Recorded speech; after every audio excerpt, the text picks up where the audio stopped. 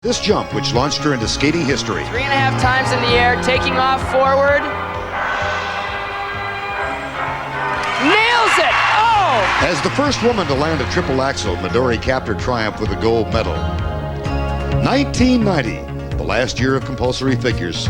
For Midori, it was 1 year too late.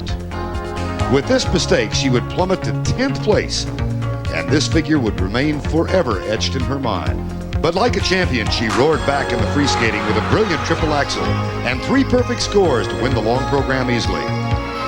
It was impossible, though, to overtake Jill Trenery for the gold, and so Midori Ito stood on the second rung of the podium. 1991.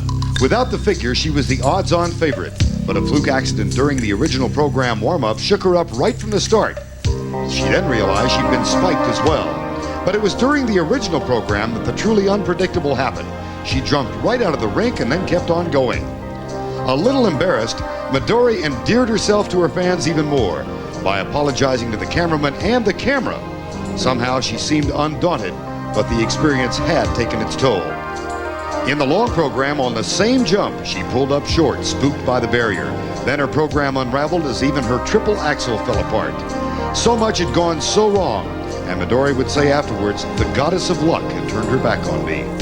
But here at Lalique, Midori has changed the entrance to that one jump in particular. Is there still a trace, however, of fear that lingers? No fear. And so charming and fearless, Midori Ito took the ice for her original program.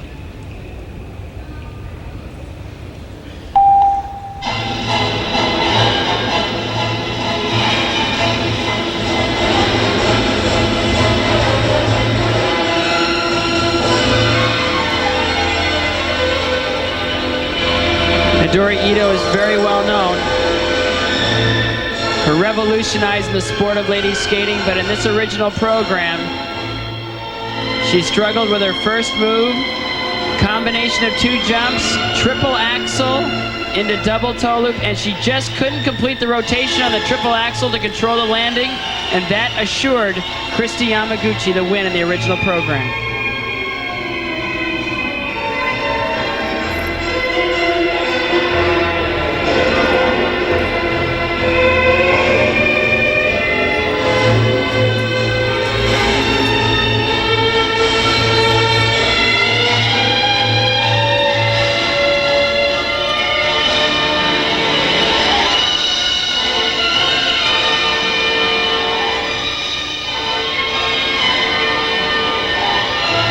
Christy Yamaguchi, of course, is known for her grace on the ice, Midori Ito for her athletic ability. But Scott, do you sense that Midori Ito has improved? That's what makes this rivalry so wonderful, is that it's like comparing apples to oranges. Midori Ito has improved her artistry a great deal, but it's not as natural and as flowing as Christy Yamaguchi's. But you know, it's really difficult to compete with Midori Ito in the air. Nobody jumps as high or as far as she does.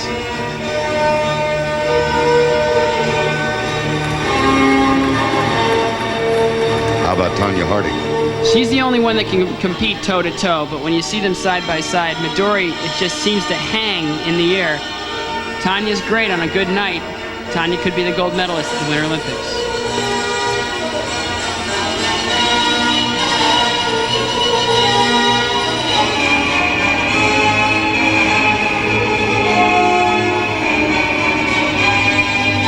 Watch Midori in this section of steps here into the spin. You can see she's putting in a lot of arm movements. And that shouldn't be confused with artistry.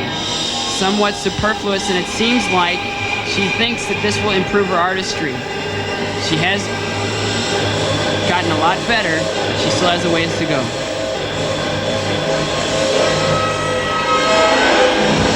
Clean to the end, but that one mistake at the beginning of her program, the triple axel double toe loop here, you'll see she comes up short in rotation right there, and she cannot hold the landing for that double toe loop.